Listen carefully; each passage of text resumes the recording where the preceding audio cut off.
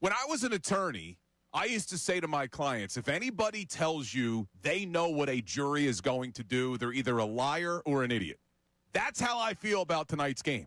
Anyone that tells you the Eagles are definitely going to win or definitely going to lose, I think are either lying or they're an idiot. There is no way that you could predict this game. I have no idea what version of the Philadelphia Eagles are going to show up in L.A. on a Monday night with what we've seen so far through 13 weeks of the season.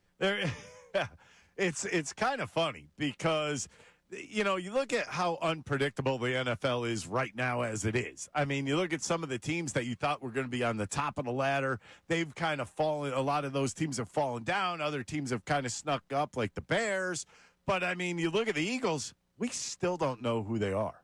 I mean, we are going into Week 14 game, and you still don't have an identity for this Eagles team. Yeah, I mean, going into play the Chargers tonight, this is not going to be the easiest game in the world. But you don't really know. You don't really know what team's going to show up. Is the good offensive line going to show up? Because if they do, I think that makes this game a lot easier. Yep. If they don't, I don't know what you're going to be looking at offensively from this team. I think they definitely do have to find some kind of an identity tonight, and I think tonight is the night. You've just lost 2 in a row. You can't make it 3 in a row. I don't care what it takes out there in L.A. You have to show up, period. And this is going to take a team effort. I don't think this is automatic by any stretch of the imagination that they walk in there and win this game. No, either do I. It's interesting. The line is telling you the Eagles are favored by 2.5, but they were favored by 7 on Black Friday against the Chicago Bears. So I don't even know how you read the line. Sil knows I love to read the line. I don't even know how you read the line at this point with this team. But there was a lot that happened this weekend with the Philadelphia Eagles. We'll get into some of it, some of the positive vibes discussion a little bit later. But one of the bigger things that broke was Tim McManus of ESPN, who joins us every Thursday, reported that multiple sources had told him Nick Sirianni was more involved in the offense this week. Listen to Tim McManus. Well, an interesting development here with the Eagles. I've been told by multiple team sources that head coach Nick Sirianni has increased his involvement with the offense this week, heading into Monday night's game against the Chargers. The offense has had a tough time getting going this year. 15.5 points per game over the last 4 games. They've dropped 2 straight. They're down in most major statistical categories, and they need a jolt. And the way that Sirianni's role is right now, he's that CEO coach that can go from one place to another depending on what needs to be addressed at that time and in that moment.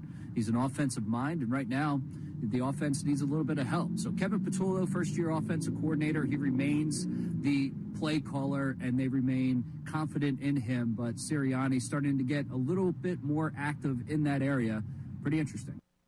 I'm the smartest coach in the world. All right, so you just heard Tim McManus, and then Jeff McClain doubled down and said he was also able to confirm Tim McManus' reports that Nick Sirianni was more involved in the offense this week. So the first question that I want to throw out to everybody today, is this a good thing or a bad thing?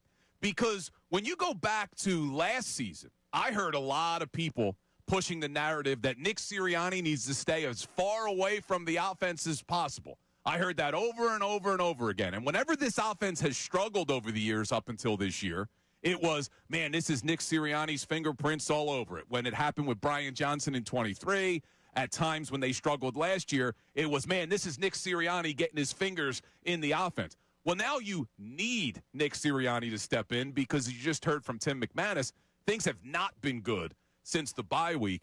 Ricky, if I'm answering this question, though, and this may come as a surprise to those who know that I've defended Sirianni in the past, yep, I do think this is a good thing, and hear me out as to why.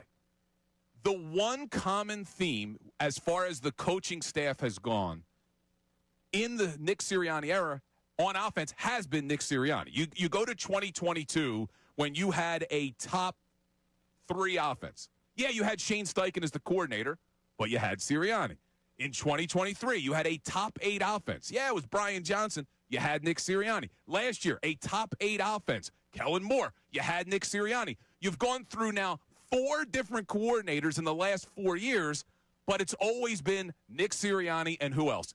Jalen Hurts. And the fact that now Sirianni is more involved in the offensive meetings, he knows what needs to be done. He has seen it. He's been here. He knows what works. He knows what doesn't work.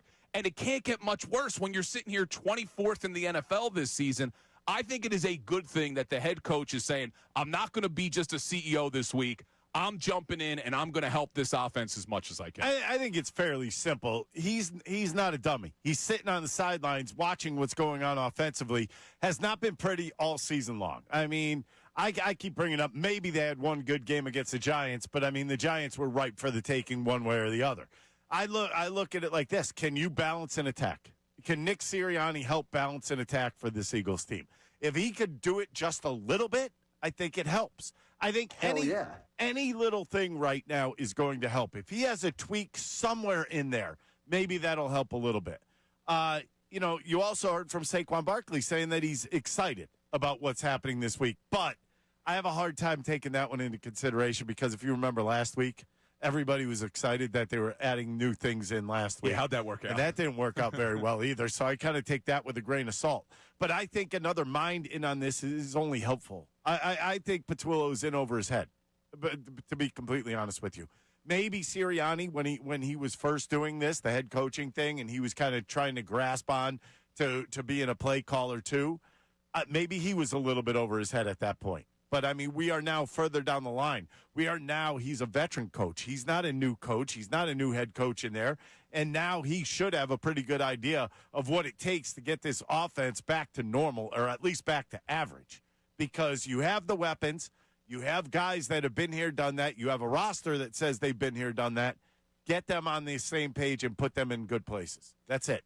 Yeah, and I think one of the easier fixes, and we talked about it a lot last week and really over the last few weeks, is to get Jalen Hurts on the move a little bit more. Have him utilize his legs. We know he's good at it. I gave you the records last week. When he has more than 9 or more carries, this team has a winning percentage over 800. When he has 8 or less, they're hovering around 500. So it clearly run the football, Jalen. That should help open things up. I'm going to ask you a question about that, because do you think that they've been hiding him in a sense that they just are kind of waiting? Let's keep him healthy until we really need him to run the football, and then we'll change up our offense a little bit as needed. That's what I think they may. That's where I think they may be at right now, because in the last probably 8 or 9 games, running the football for him has been more out of I have to run it now, not because I wanted to run it, but I have to run it. And it's get down after the 5 yards. It's not really kind of trying to take that extra 5 or 10 yards down the field.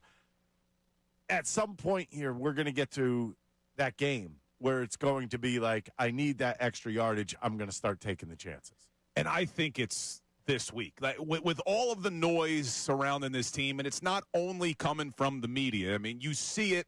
We'll get into it a little bit later. Some of the things Saquon Barkley has talked about with the sideline energy not being great.